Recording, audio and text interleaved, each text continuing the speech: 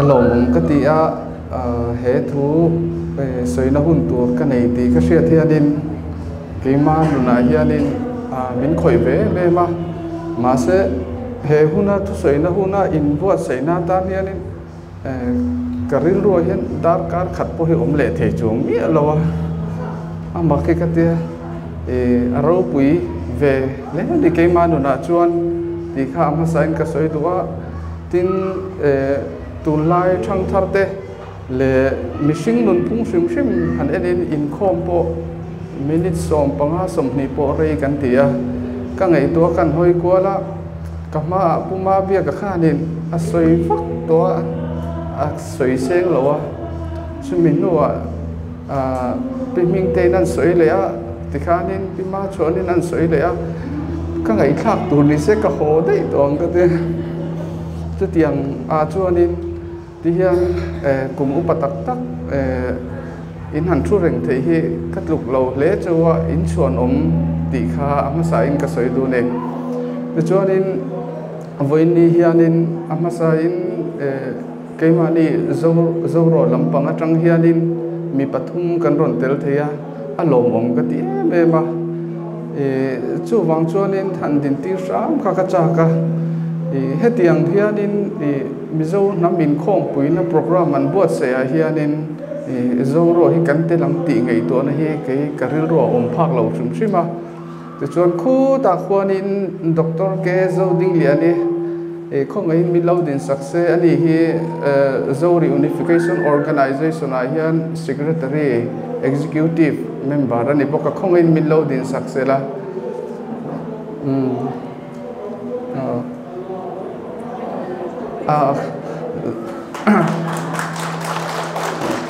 zoro chu kan oi om lo nia ka ti ka ne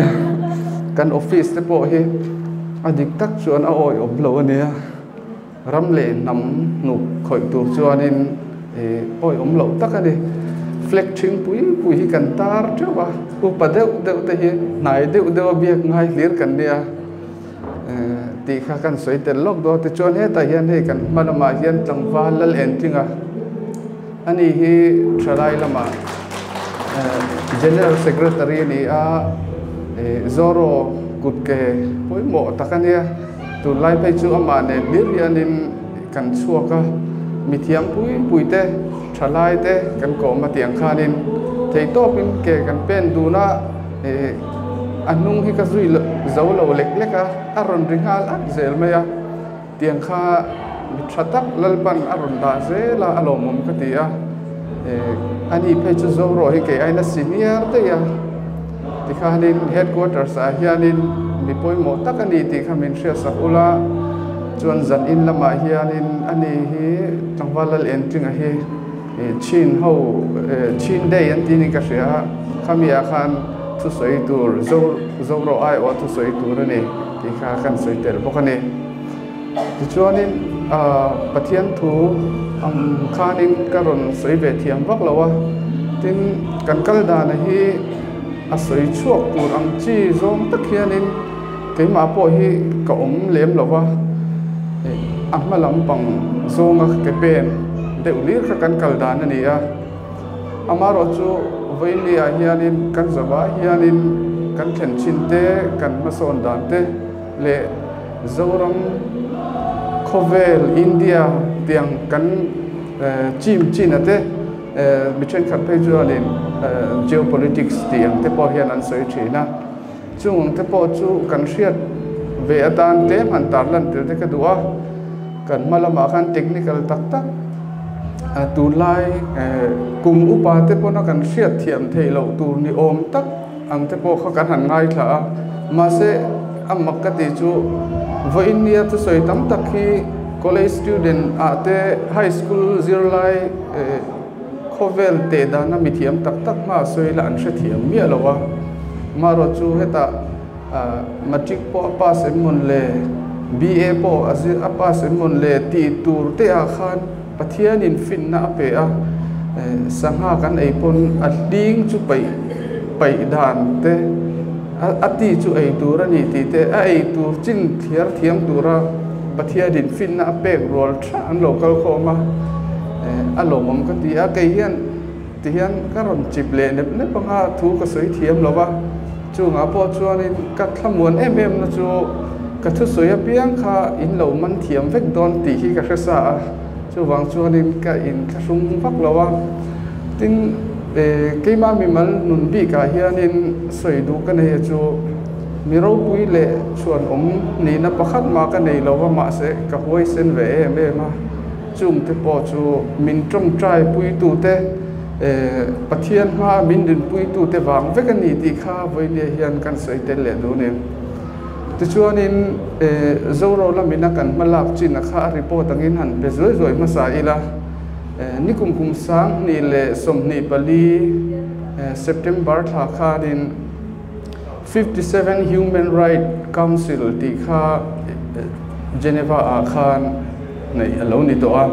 chumia chuanin pathian hruai na azara mi te kal tlangin mi te tran pui na nen tiang khan kan han kal ve no a ti chuanin khami nu September October ni som pali atang khanin November ni riat thleng kha 142 until 142nd CCP Human Rights High Commission ti lo om le a chunga te po chuanin pathian hruai na zara le in mi tong trai pui na zara khan kan han tel ve a amak ei katia thil hi keima po hianin keima va mu chua emo keima va ti chua emo kalau ti thin ate hi thil lo om to sa hi alo ni zela chu amak katia adik taka chuanin 142 CCPR Human Rights atel na hi kan qualify mi alowa keini zo indigenous people te hi amaro chu pathianin na atoka report bumal kalapek lo wangin zo na min khong puya hianin geta hianin kadinga kei aya palian lir at dar po ka chen lawang ti hau khanin min din hol thuk maya ka ID han ena 142nd CCPR identity card kha lo ni tlak box si an han entry na ka qualify box si lawa chu min lu tir phal talawa amaro chu kilometer sing tam taka tangin ka ron kala at lut lo chuan ka ho thei lo ka ti lui vet la ta ti chuan kan ram din hun har sat zia te po kan hal sei lo ma an mang ang deuh khanin meeting lai khamin biak sakta ho tu lampang kha ti chuanin eng indigenous people nge anni antia zo indigenous people anni antia okay ron lu ti ro special anni kha la tia pathian min hruai na hi aro pui ka tia keima thiam na le keima fin na le ngot chuan kha thleng phak lowa ka dil mi lo tur ID card te ka lo zuk dila ma se khula ma ero chuanin min lo pom khapa min lo ngei ven em ani ti kha kan soi tel duwa ti chuanin keini a hian United Nations Organization hi an man mo keini an India point la man mo le zo kala soi don chawa chu wang chuanin keini hau hi chu ti hian keini hau han ti me la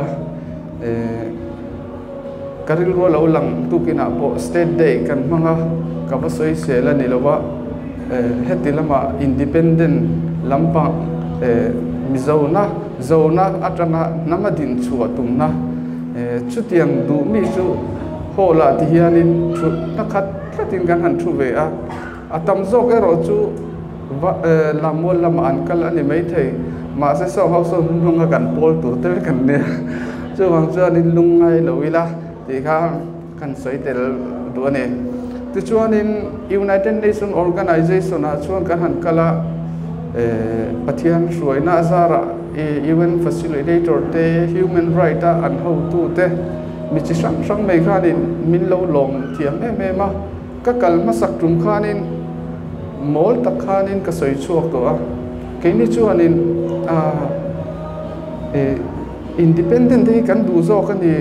ti ang chi te tong ka mol tak takin kan han soi chuak a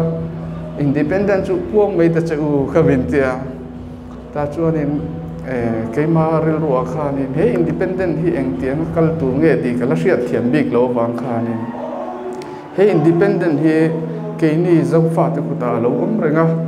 lalpan eng tika nge min kai tho hun tu hi ka hrelowa ama ro chu tikhan min han hril fia chauze taka chuan even no hian independent hi min pek tur alo ni reng reng lova ama ro chu independent du ten an puan lo hriat pui tu le lo nem nget tu tur atan khan alo thu hu ngadi ti te khami process ka akal phunga kha min han hril fia khani ka thla hi muang te em em a ta chuanin even lama ti tu tam tak chu kan la nei ve a even United Nations Organization ina independent ram apek te reng reng hianin ti tur mabak an lo nei ve hei asap trong takin a criteria kan ti mo lo clear ran na lo exam na tur kha nei ve a chung chu ti hian zo roi na phak to kin khang ati tur zong zong kha lo ti ve chho pek peka nang nin min lo trong trai bui boka atopa chuanin he independent hi keini zo fa te hian kan la puan nge angai don ni hian ka ria chung chu nakina ka sai chun zom le don ani ti chuanin ti hianin kum kan han meeting zowa ashan patin zirtir na te min han pe a thil te min han hril nuala khanga kan hriat thiam lo tam tak ka nei a keima pon tian computer lama te mi thiam zok te han zo te pok ka nei ve thina chunga chuanin makati em chu human right lampang ho khan international level lir khan min lo tri ta kan kal dan zer tura Myanmar mo Bangladesh te India sarkar te ne na kan debate dan tu zong sak te kha tu na tangin min lo zir tir tran rang to mai hi lo ni ti kha ka lo hon tu hian ka hre chiang le zuala mi chen khat bula chuan ka soi to a Nepal atangin indigenous io pakhatarong kala even in a chor te la ni boka ti chuan in human right lampang an thu ati khan kan pani khan min debate tira ani kha modi ania kai kha zo indigenous io kania ti khan in document mang le history mang in kan in nial ta a shekop maya khan Nepal pa kha asama phe chon kunga ka om to Mizoram phe chu ka ron kal thin ti khan ania kan history kha shekop maya ma se pathian hian kung tin renga zofa te hi min venga ka nichina po puma pe kan thil tam tak alo soi to mizo te hi lalpan min venga nei ti hi kan soi chok pasale duam document sang ate po document sang po India constitution ani emo UNO dan ani emo khang sang khanin kan ding chua le theina tur document hi alo zebruze lani ti kha kan debate atang khana chianga ti chuanin Nepal pa khan modi ai oina han dinga thun han soya India kan ni dante India tanga chuak tur chon silai a inka angai dan tur zong zong te Myanmar le Bangladesh thengin chutiang ang bo ruak sang chuan han soi pop lai khanin ke ni zo reunification organization chu freedom fighter kan ni a non violence mo tharum tho na tel lowa hezalen na in u naw na hin nei du kan ni chu wang chuan in ke ni chu tharum tho chi kan ni love smart takin UN ni na apom khap in Indian constitution ni na apom dan khap zelin kan kal don kan han ti kha akum den kan han soya India enge District Council kan ni lai te Indian Constitution te 1935 for Government of Indian Act an lo siam British in op chunga dana siam te tikhanin UT kan lo ni chaudan te state kan ni atang khan engkim mai kha kan han soi khanin human right ami khan I got it atitane om zia chu mi ina min lo thlir dan de India ina min lo mo pu to dana India rama indigenous people sang kan om big love kan fa in kan ni mai ni ti in India sarkar hian in UN lama min lo be na sa to a ama ro chu kan indigenous ni na hi UN hian min pompui thap to a chu mi kal tlang zel chuan in India in dan min lo siam sak mang te le international law adan kan lo nei self determination mang te khanin tharum tho na tel loving he zalen na hi he in u naw na hi ke ni zo fa ten kan la nei the ni ti te kan han soi howa thì khanin ani po khan human right an ho tu nu ka friends mi ani an nuam hi ti be ma kut te kha beng hi ala ani te po khan min han fakder ve na sakhopa ithil chin chia theina hi computer ang mai ani amaro chu apoi mozo ka chu ithu soi zong zong ti fi tur kha document hi ikut le la mai ken angai ni ti kha min cha a ti chuanin kan han meeting chho ta zela zofa te tlang song song kan Myanmar ate Manipur ate Bangladesh ate India rama ate even lama hian man hian document enge resolution ang chi te ti khani memorandum ten lo zuk thelu ve mai thina chu wang chuan khulam pang po khanin malak chak zok nan te an te le thil ti kong tin renga ol sam zok nan hian in mun pakhat atang hian document te po memorandum te po ron submit to thin ula ti kha min han nut chia ti chuanin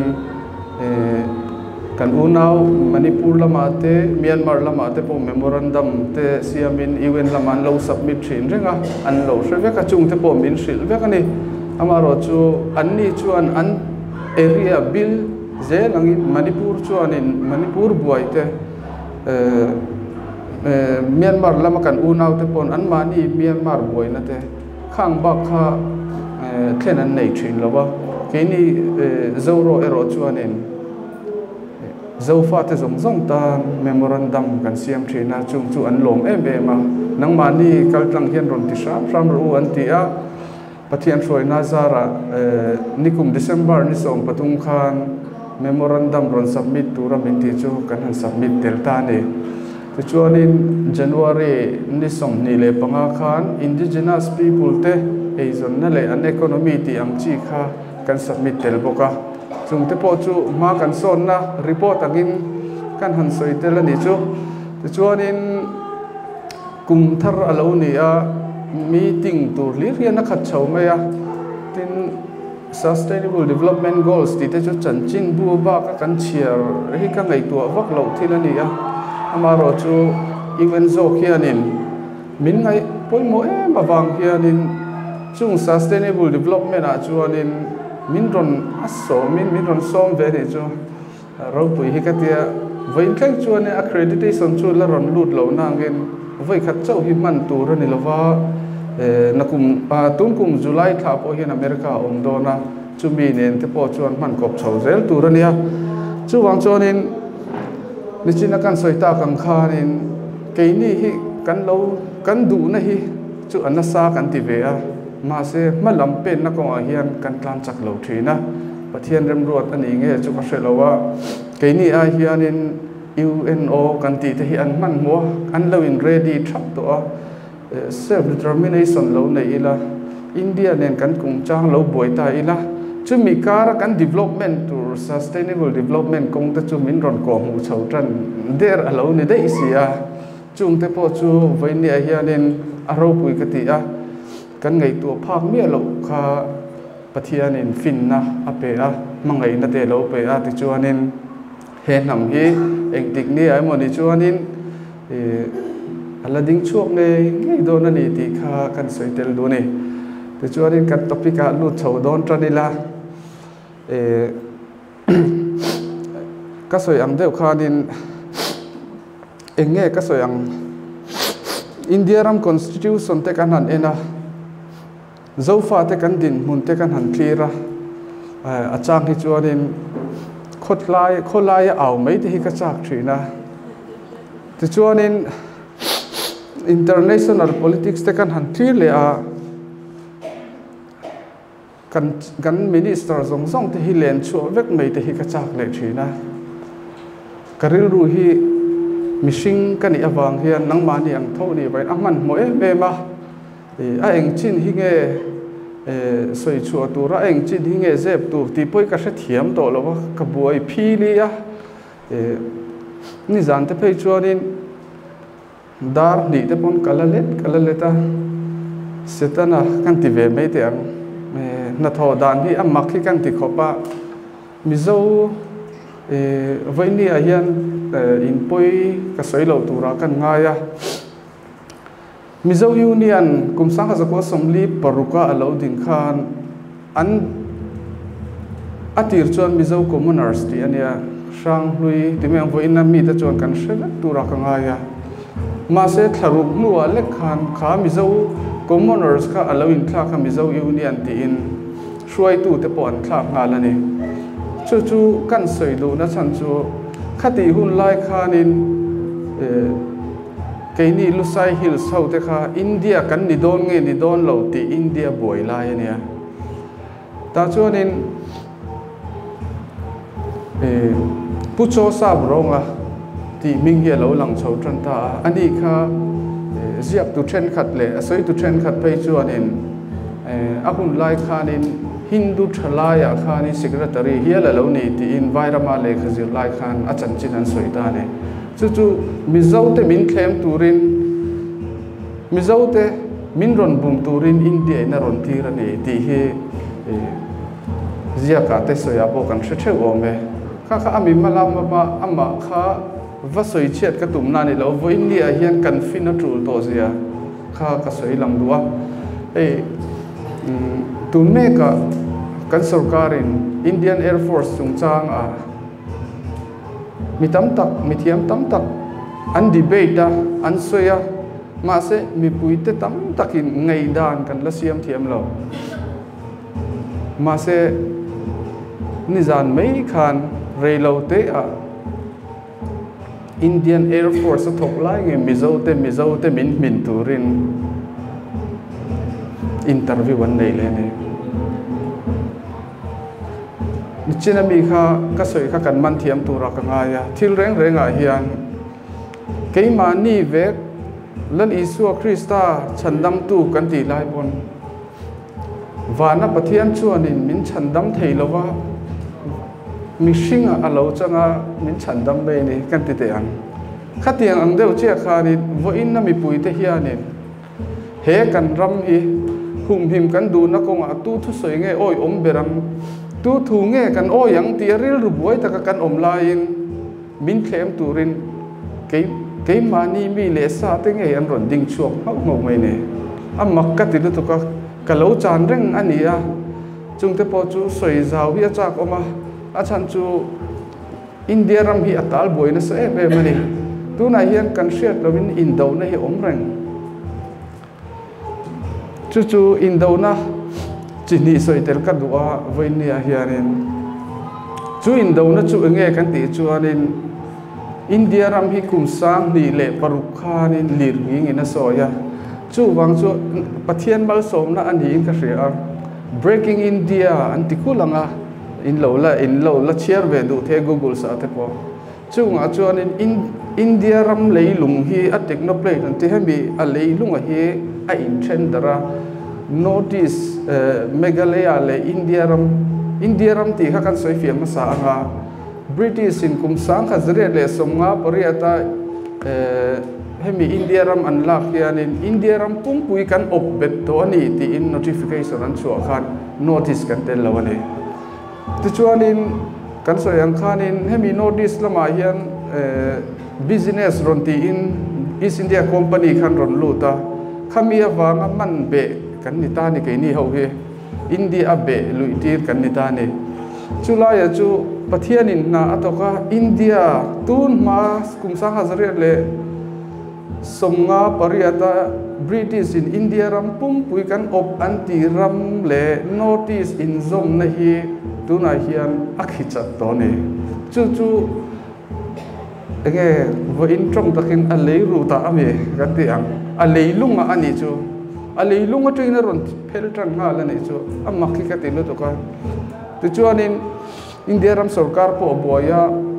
Bhutan kan ti le Tibet kan ti te po India ram alak lu fe ka tu ma India ram sarkar hen ma se chu leikhi chuan anol chu ka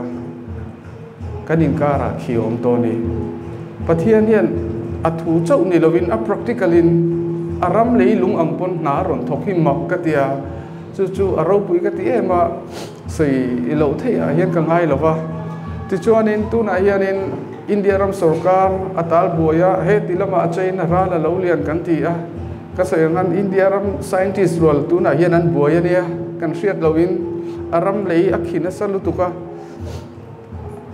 Bhutan ne na in zom na kan ti te ang khang te khi chat chho ve ka Tibet ne aram lei lung ti khan ke ni notice ni se akhi chat vek boka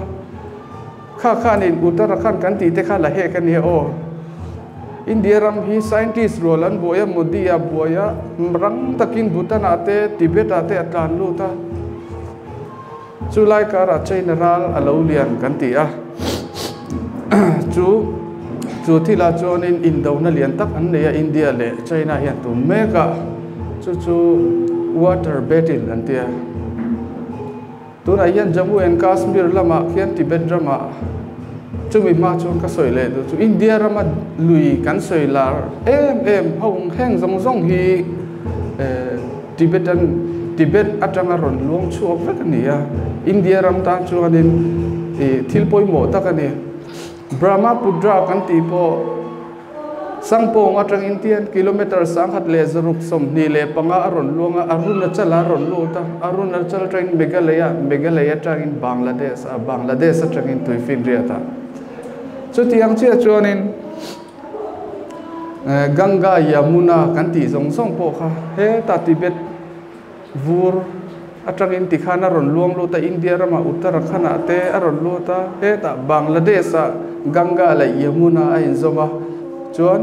Brahmaputra na ron zom boka ti chuanin khang khanin India ram hi alo in soi thei ve na ni maro chumi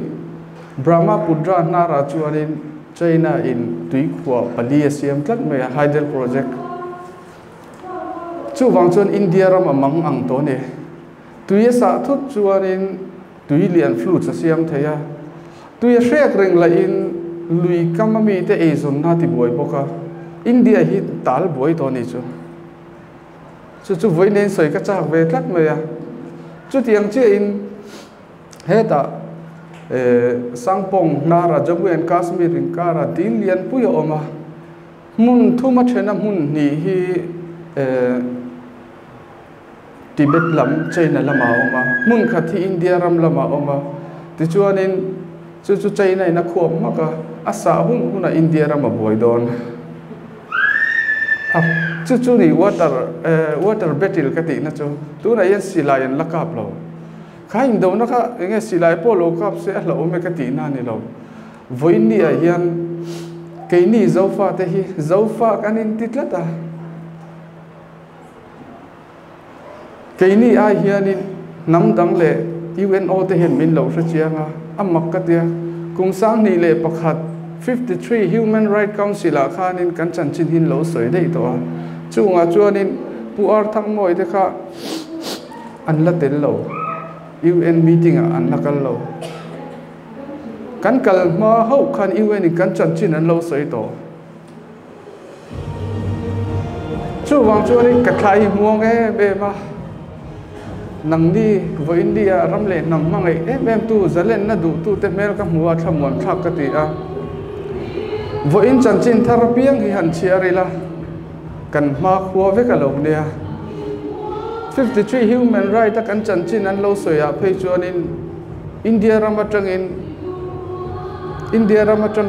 naga le heng zo indigenous te hi chua zalena ding chuak turan ni ti hi khatiang lampoi khan thun lo siam dei to ni UN hian chu thil kal to pathian ina lo ro man lok zoro chuanin kumsanga zakwa songkwa pokwa ate kwaria ta te memorandum chu kan lo thelu to thin te me we amaro chu amak ka ti em chu khati khop khan thutlu na fel fai UN ina lo nei to khamak ka ti chu wang chuanin keini hi zofa kan in titlata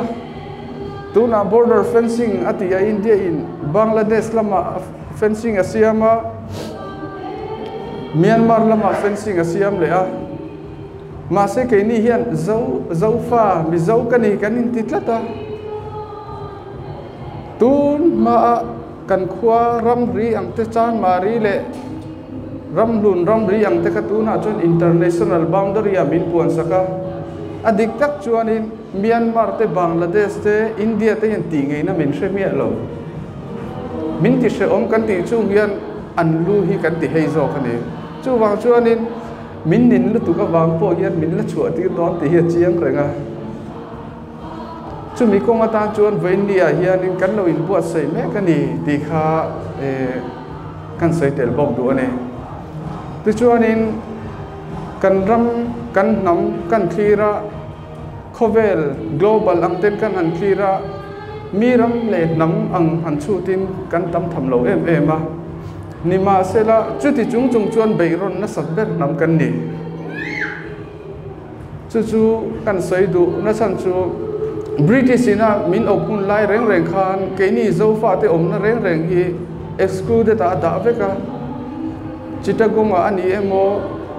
Manipur ani emo Myanmar India ti khop chuan min lo huma kan om na theu ten min beya kan om na theu sarkar ten na takin min beya an latang rol zui ram pathum te chu wang chuan in voinia hianin heng voin ni thil lo thleng zong geopolitics kan ti China te India te USA te Israel te thleng pon ani ang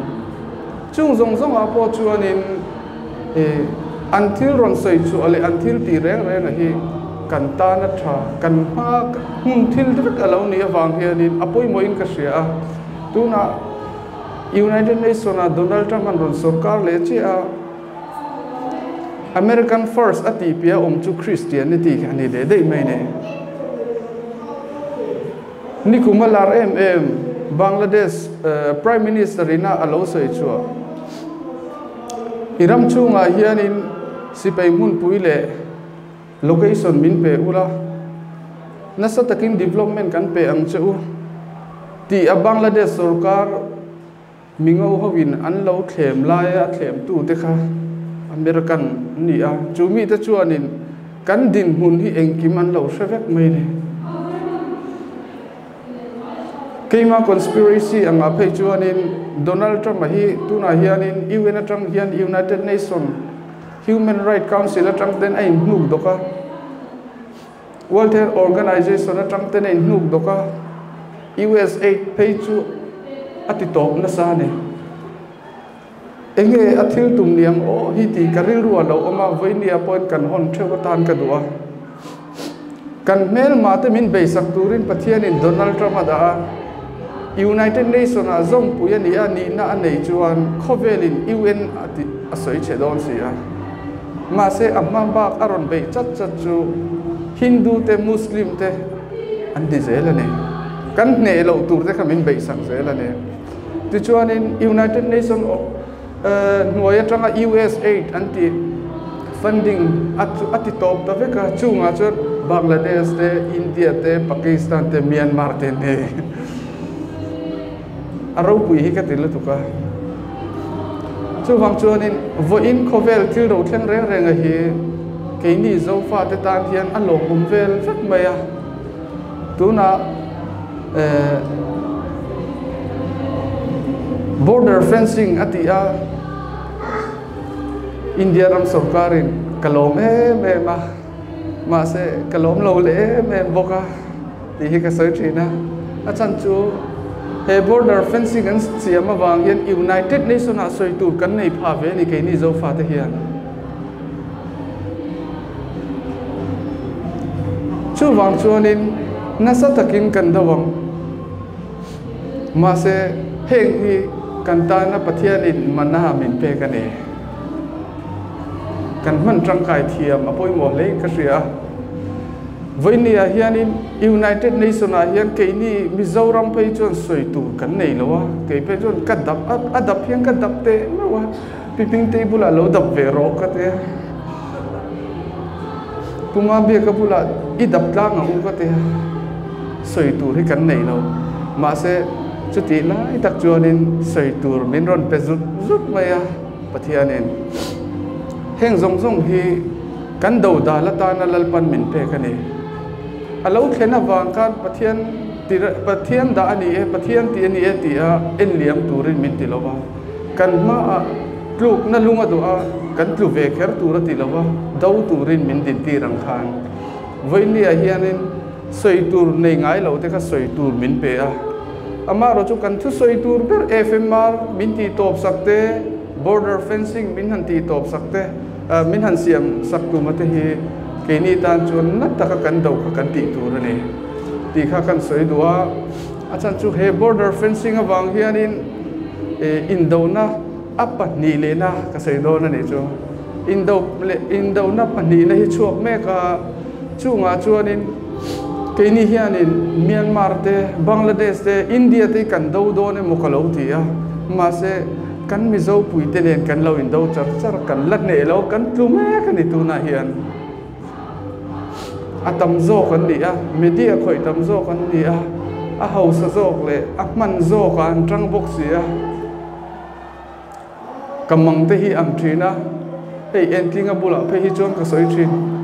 eng tin nge kan do le tang hi ka tir ngot zela ti hian thei to chui kan kal kual ve thina kan soi ang deuh khanin kha border fencing kha keini zo fa te min then dar tu mai ani lo a location a min then dar mai tu ani lo wa aram leilunga min then dar tu ni lovin kan ril ru thenga min then dar tu tur ne chu wang chon mi tu na hian problem har sat nei ma chon kan nga lu to kani ke ni Mizoram ma bikin kan then om kan zo fa u nau te chuanin ral thuam ne nan tia ral thuam chu anin ka pa zo mai ke ni chu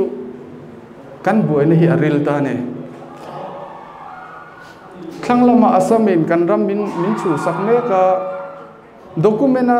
ne na kan chang chung pon kan ti te ang kan ne thei chu ang reng lo voin ni thengin kan lifeline chu asam hi kan ei lak na ni kan titlat mai ni kan do i vek to ni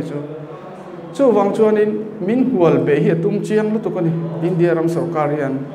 he milama hi chuanin kan zawai hianin kan bengle mit hi awarin ka ria amak ka tilu tu ka he til hi chaklama China alo kala eng wangin ge Indian Air Force kher ti hian a local ti te hi ke ma hian zana te ka ngai tu na sa thina ne ni zana po kan mi thiam te chu sei tam taka chuanin schedule oma he tilama Indian Air Force an thlok anga tilama henge civil mi kan thlok mai don lom anti ma se in kap si lo wa China le India an buai tak chuanin thlo na hian in boro ka hian ground report le signal manga kong nei ve ni tho ler eng kan airport a khon rolling thlo na pani hi ron tum ho lawang civil te kan chuana domestic flight le air force ho flight ti a rolling aron tum thei lo sum sim chu wang chuanin India ram sarkar a alert tak kuna chuanin fighter tam tak hian kan airport hi aron tum na na mong do na civil ho chuan na thona chu a delay nge don chu YouTube pa in lo ngai khak le huna po in ru ru lo da ula kha ka du ne khamini wang khanin kha chau kha soi chiat ka tu mani lowa kha thila khan kan CM interview wa khan ram hi Indian Air Force ku ta kan shalam ti asoi wang khanin ke pe chu karin ru hi na em mani thil local to sang a po kan ministry sang ten kan ram an lo soi sak do dan te kan sheve ka vo India po kan ram chan chok tu ra kan ngai ten min de ral sak dan an ngai tu a kan ram le nam hlut na a lei lung hlut na hi development ne na min thlem sak te an tumam ma se vo India in chung zong chu independent te zalen na kan du am tuk hian vo in local te hian kan ngai poi mo thuling ka sia kumsa hazare le somsari panga a chuan British in ram lei lunghum hal na tur dan min lo siama ram dang mi te ne na ram inches khat po sal phal ani lo nei phal ani lo an lo lu don pon ILP phal na an nei tur ani tia min lo hum him sa he ati chereu tu le ati chetu hi kan ni ang ti he lo me mani India ram sarkar in na sa takin min beya Nagaland na chuan tu na ya mai khan oil kha a lik na sat je kan muang YouTube pa te po news a te po kan muang chu tiang che in India ram sarkar hen kum sang ni som ni panga hian target ro pui ta kanaya chu a target ti lotin nan chuan a source a chuan in notice a mang dei mai ne ka chu sei kan man khom chial thiam tu ra ka ngaya India hian super power ni hi atumane chen ka chuan in Indian Union noya in zom khomila chumi nuwa kan chuak le mai don lom an tia Jammu and Kashmir te tuna China ne na anin chulai tlang ram vur ram mai te po ti khop khianin asat har sa ne Indian noya khatiang ram lian tap chin Bangladesh Chittagong le Manipur Mizoram kanin zom khom to chuanin in ti kong mai in a source a natural resources lak na tur hi asat thla to don lo chu wang chuan tun hi kong ani chu wang chuan India ram din hun hi ader thong em a akhan Bharat Rashtriya te atia ro puya du na China a ruata thei to pin ke apena ma se India ram hi breaking India ram tu chetu hi aru ki no ma achang chuan BJP ni ka fak le thina arau pui hi ka tilu tu ka heng thil local injep ro thil lo ni thil thuruk injep a mu fi athiam tu kan tang ve ngot te hi alomom ka ti a kum sang ha zakwa somsari panga a chuanin China chu Bangladesh ai pon an economics a chezo an per capita income po kha dollar za som nga panga chiani chu tiang khop chu ni a ma se kum sang ni som ni pali alo chuan kai meu chuan in khovel ram economics thabera aron ding chuak to a chu India hian a LMM ani ti chuan in chumi India in amason na economics ti ro puina tan chuan in at khang zong India ram ina ma ason theina tur le a ro puina tur zong kha Chin le na te Manipur ate Mizoram ate Chittagong ate an omvexi a chu wang chuanin thiam takin voin nit atang hianin kan hu thiam karinga India ina min han ve thlem dan te engwangin nge Mizoram a oil atam antia pakhat pon la hip chuak lo anti te hi engwang nge kan ti thina chui ula India ram oil company tena ma anlak to na reng a hianin oil a omlo ti nan bungro hi an seng vek lawang an ma sengin trong sole mo an seng vek tur ni ta ni oil a omlo an ti chuan ma se oil an lein na to na reng a hian nut chia an nei zel a chan chu voinia hianin India constitution noya tribal kan ni a United Nations noya indigenous people kan ni a dignation vote right kan ni a UN pay chuan in ram leilung indigenous people te ram lo chunga oil natural resources reng chu anei tunina 100% an nei turani ti ani India hian bo che ta hlo ma wangin min lak chu sak ngam ri lo ani a chan chu alak chu chuan anei tunina 100% ka kan tan ya lok na nei ve don lo wa kan dig na chan vo min lak sak te a min chim ra la thau chuak thei kan lo huna lak chu tu mani chu wang chuan India fin hi kan khal ve nga ya voinia te po UCC te atia FCA Forest Conservation Act te atia Forest Right Act te atia mitam tak chuan kan hre thiam lo ani ma se voinia hian India game hi kan hre thiam hi ngai thin kan soipon mi thiam pui po an nui thin ani chu mole Manipura zofa te omnat jubilian te Tamenglong kan ti te khang muna khan oil om thu Netherlands oil company in andron chui chu ka mun som thu man verna oil 5 trillion oman ti tak mai ni 5 trillion cubic meter chu la chuak ta vek tai la Dubai kan tluk thua ka chu tiang khoparam leilung ho sa chu kan ne India hian a hria ne chu India ti ro puinan mana tuma wangin ke ni hi min ti su om tana ni Forest Conservation Act atia international boundary atanga mel zachin chu forest ram ati dai mai ne chu forest rama chuanin India Force 10 kan ti mai Central Force 10 an du tu an vatia an vacheng thaya training an la thaya an om thaya ni ti kha da na siam kul mai ne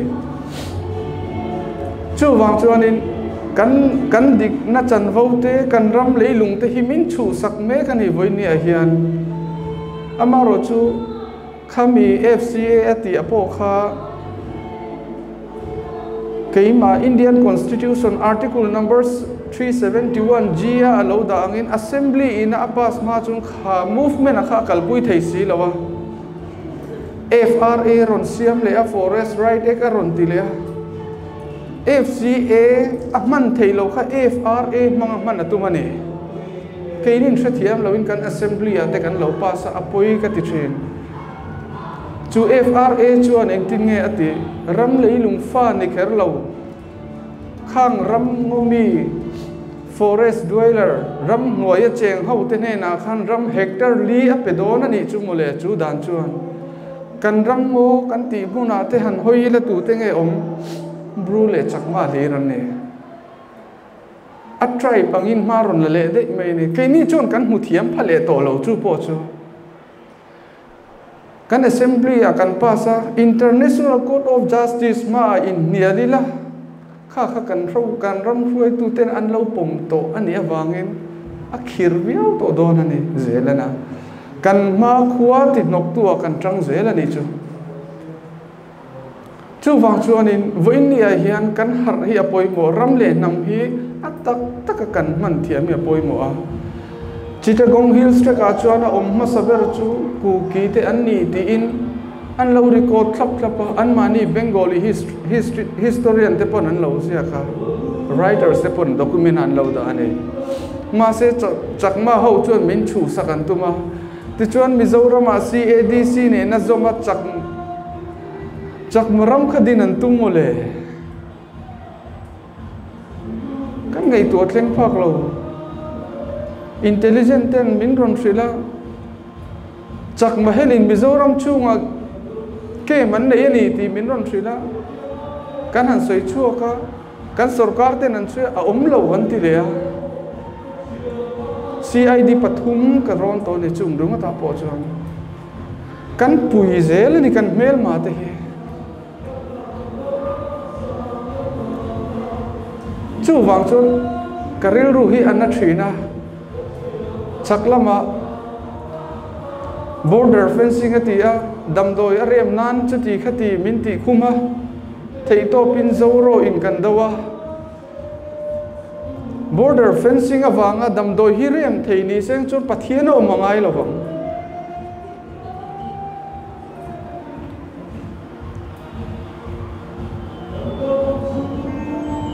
border fencing min chuan lampuya chu chuan enge atum Manipur borok ang che hin nakina Mizoram a hian al thleng don ani ti hi India hian a hrelo kani min hual me kani he politics si aril lu tu kani chu wang chuanin heng kunga te hianin khoi lama nge ka tran don ti hi kan ngai tu na kan siam hi poi moin ka ria atam zok aniak tam lam lama kal lo hianin thoman anak kazen lo chuanin kai chuan karing ve lo ati ang hian thil lo thlenga piang hi kan chui chiana kan din na tur dik tak kan lo din chat hi voina lo kal khom ten kan ti tur nin ka ria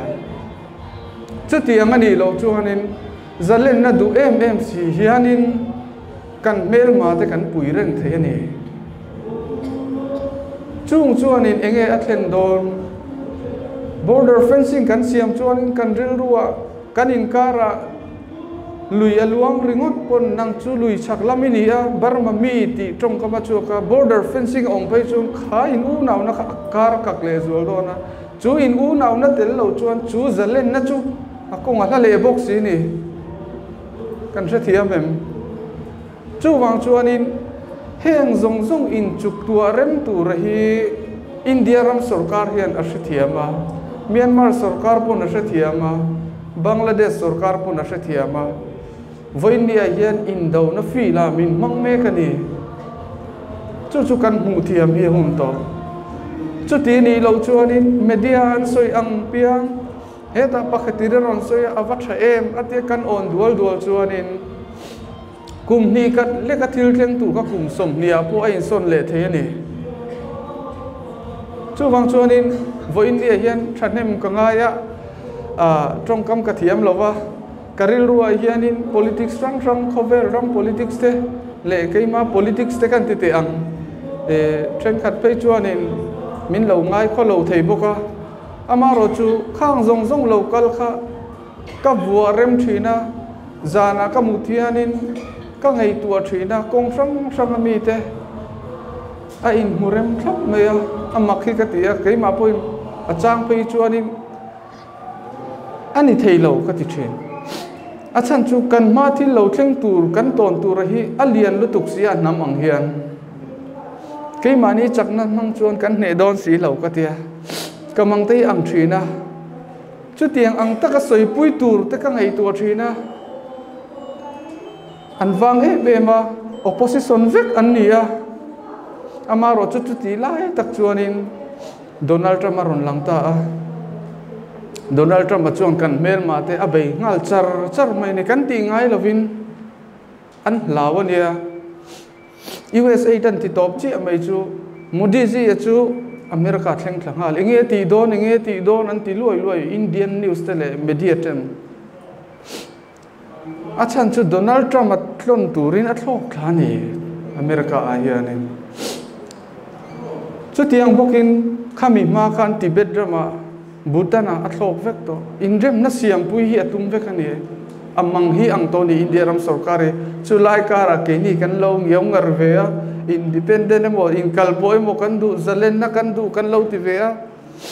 voinia hian Mizoram a chuan kan tlang outem ma se India hian CID SIB ti te state CID te NIA kan ti te anei vek a federal hianin heng lai ai hian UN lampang angai ven zo kha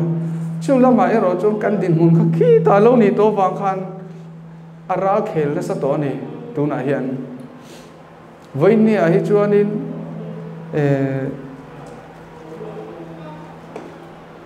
engtinge nim na ro tleng te halang chau kan la ne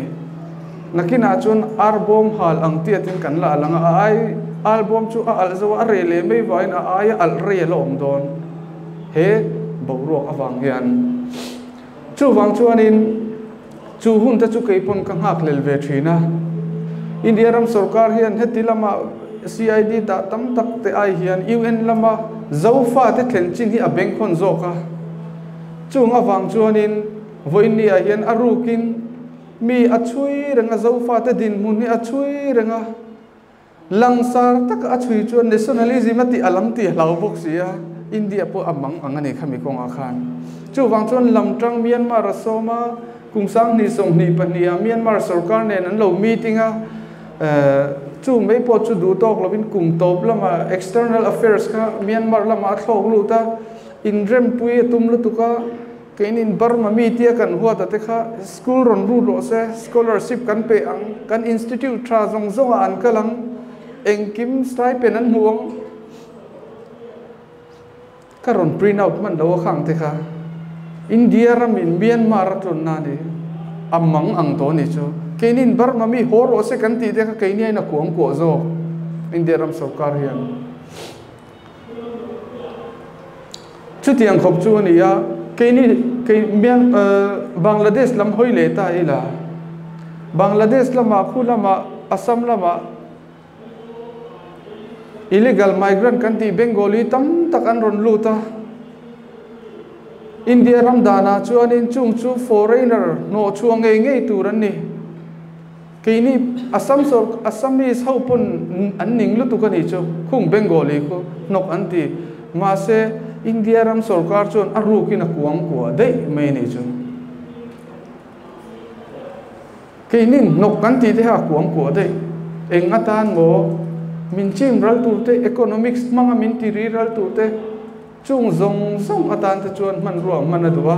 arukin Bangladesh sarkar te nen po in rem na enge akhan bharat kan ti kha khang kha ala target ve ngar ngar ni India ram sarkar hian chu wang chuanin kan khovel politics si ka thlir hianin voini hian ral khel dari kan vok ve hi hun toy ka ria ke ni zofa te hian hemi konga hian iwin lama chuanin ke kan pen je lang kan thei chin china pathian hruai na in atop thlengin ke kan pe nang chuti rual ero chuanin kan kar hem thlak tum te hianin thiam taka fing taka heman thlak na tur zong zong te hi kan ngei tu chua chumi chu kan dawlet thiam hi apoi mo a forest riding kan ti zong zong te po chu kan forest kan ram lei lung ngei nam dang laka min thendar sak na tur ni a kan ngei tu che ni apoi mo a border fencing an ti ko nga po kan ngai tu chi ani poi mo em chu kan 6 ratio ten ela Mizoram ma phei chuan mi pa ai mei sia sing thum chuang in an tam zo ka Myanmar kan u nau te Bangladesh kan u nau te a in Bengali vai hausa le sung kan nei kan mutamanga kan mei chia ten an fa ten pa yang kan ti te ang nakina mizo nu te in soi thei na tur chu kamak pa chu vai ni ma se sumanga asin ramanei trasin kha kan in soi thei na tur ani du huna min vo do na Assam sarkarin COVID-19 light khan ka soi thina Myanmar atang hianin kan momo Mizoram ina kan momo 30-40% hizu kan la lut ve ani adang zong ero chu Assam atang ina ron lut ani Myanmar Assam lampangan dan pin lai kan momo tam tak Myanmar atang ron lut ma se border fencing ani ero hi chuanin khalaya khan kan thillak lu aman tloma kan mu thei te kan mu thei to lovanga Assam kan lau em to ringot mai do na ni an noya min da zel an tumna ni thil hi kan mu thia mi apoi moin ka ria chu wang chuanin voinia hianin thil kan ril ro omte zong po soi se na ni lova ka du tok don na yanga voinia hianin in trong trai na te min lo trong trai pui na te hen zong hi athon lo ni ti kha min hriat pui ka duwa ti chuanin he zoro malak na te po hi ami pui mi mira alo al chua ze theina tur pon min lo trong trai pui ula ka duwa ti chuanin kan kal ze langa atul le kan thianga atul le ta na atul le kan tanga kan ram le nam tan chuanin mi po khosikin an bora la lo mo le chu wang chuanin thei to pin kan ram le nam tan hian ke pen zelila itang ho zelila ti kha zoro angin mizo namin khom pui te ka som ngal boka mizo namin khom pui chu zoro backbone ani aron ti kha aro pui ka ti a anuam ka ti a vo india ka tho pui te ka zoro pui local te pon an lom ve ka ringa zoro headquarters a ngai po kha soi chu ka cha ka ne chu wang chuanin vo india hian in local na te ala thil ro pui takemo thu soi thiam takemo ngai thla khain be sei mai theya in du chuan a hran pa in phone ten min kom zo ula ka thiam dei zo ka thu soi ka tiang ka khan tu na chuanin kan ta na poimo le zoro malak chin kan han soi thei le kan han report thei chu khang zom khani e lo me